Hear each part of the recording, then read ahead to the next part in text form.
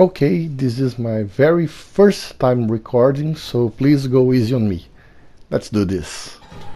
Okay, this is the underwater rift below Crestwood. This is the second rotation of that rift. I lost the first. I didn't think of recording too bad.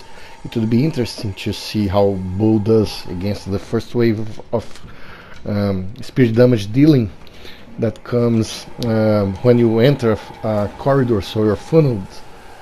Anyway, when you start the rift, you obviously want to dispel the incoming attackers, so they won't have time to do any damage.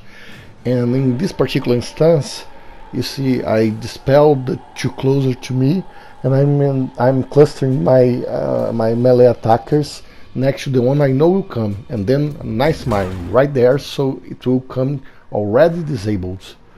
And in this case, my passives granted me repeats of the spell, so I will undo another one, and this rotation then is undone before it even begins, because the only monster that will be able to come up will come up already frozen, and this will put me in the perfect position, so I can rebuild armor, and that's exactly what I'll do. You see Horn of Valor. My team has armor building 10 wide now, so I will only use regular attacks, and using regular attacks I will rebuild my armor very fast. Just take a look at the armor building, and that's it. So what would be theoretically an attack, a strong attack from a rift, became just the armor building tool. Very easy to deal with. And now it will begin the second rotation.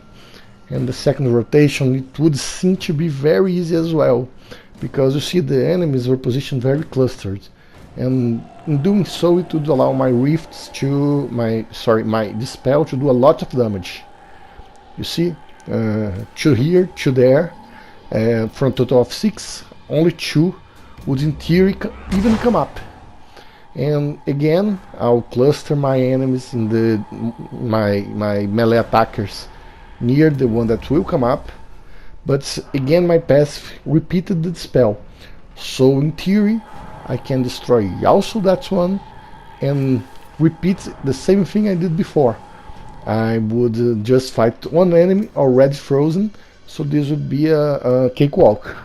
Alas, that's not what it will really happen, because the game cheats a little bit and the dispel enemies will come up anyway. You see, it's kind of a bummer that the game cheats, because it's on rules, but what you can do. You see, it's very obvious that I did dispel those areas. You see, the Wraith will be destroyed very easily, but you see, the dispelled areas are not showing the red circles.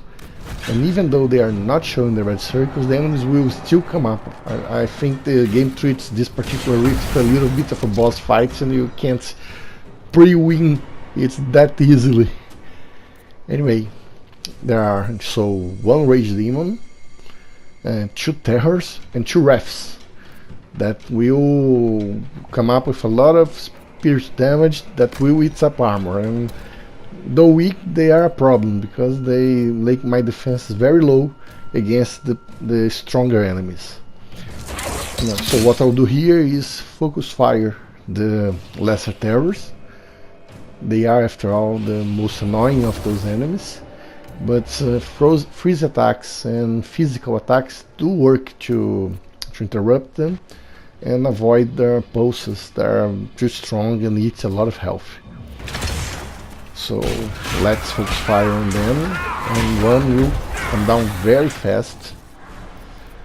You see the Rage Demon is positioning to attack, so time to use a little bit of the freeze powers.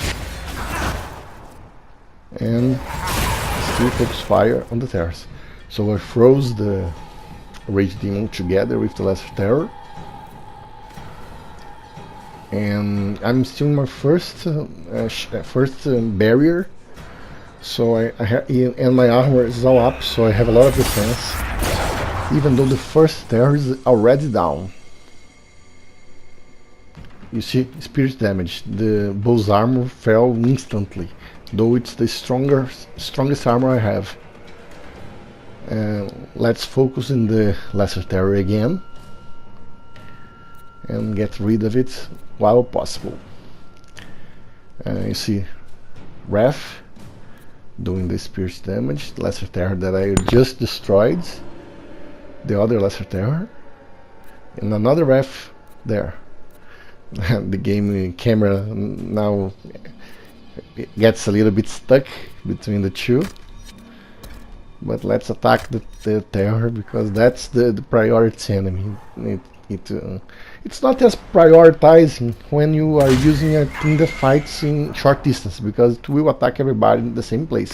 When you're using a long range thing, its ability to teleport makes the terrors a little terrible, but when you are fighting together, it kind of renders the teleporting useless. But here I will follow a bit in a mistake. I'll cluster my team for shields, and I will actually position them in the perfect position for the terror to attack everybody at once. I'll still win, no problem, but that's a little bit of a bummer there. You see, everybody together, puff, there he goes. No problem, a barrier will make them resist. There it is. And now focus fire on the terror, trying to make his boosts. I'll stop him with the grappling chain. He's down, see, and now everybody attacks. Okay, let's get ready the mine. Always good to have the area of attacks. And there he goes again, and the terror is down, almost, you see? Now it's officially down. Now I only have the Rage Demon and the Wrath left to deal with, so Dispel, Barrier and Dispel.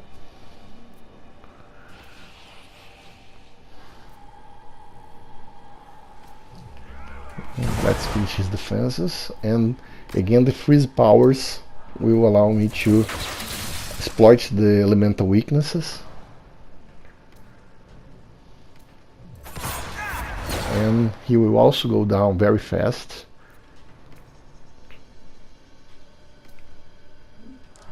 You see, now the Chain Lightning is just to interrupt the Wrath a little bit while I'm attacking the Rage Demon.